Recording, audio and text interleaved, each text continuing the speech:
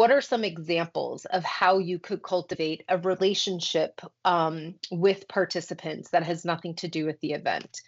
I think about how many participants are drawn to our events because of their connection to the cause, right? Like usually they themselves have something or someone they love has been impacted by the cause that we represent.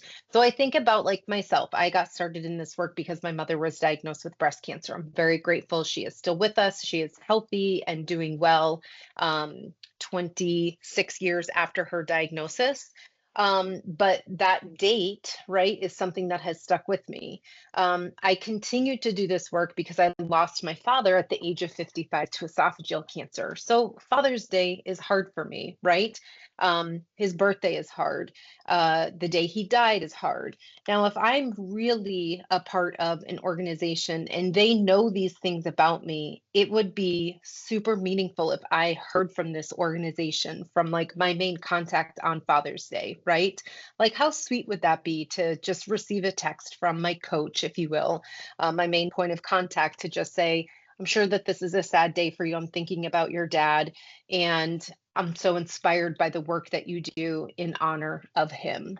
So that's one thing, right? But if you have a key participant, your top fundraiser, when is their birthday? Like that is information that you should definitely know. And again, like if you're doing an event where, let's say, they were diagnosed with cancer or um, someone they know died, like you should know what those dates are and you should be putting them on a calendar so that you can reach out to them, right?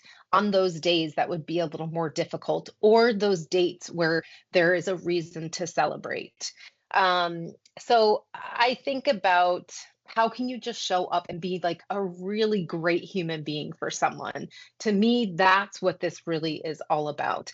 It's making sure that you step outside of the specific asks that you are making of your participants in order for them to fundraise for and show up on your events. This has everything to do with what happens outside of that, so that when the time comes for your event, they're more inclined to show up for you because they know that you really care about them as a person and not just as a participant. Sometimes we're privy to information because we are friends with these people on Facebook, or sometimes we're part of Facebook groups for our event. And so we can see some of the stuff that we're going through. And so that's another example and another way in which you can cultivate your relationship well beyond the event season, right? Especially if you find out these little bits of information from getting a peek into their social life. So they're not groundbreaking concepts, but they're little things that show that you care a whole lot. And I think that it's really important that we do that.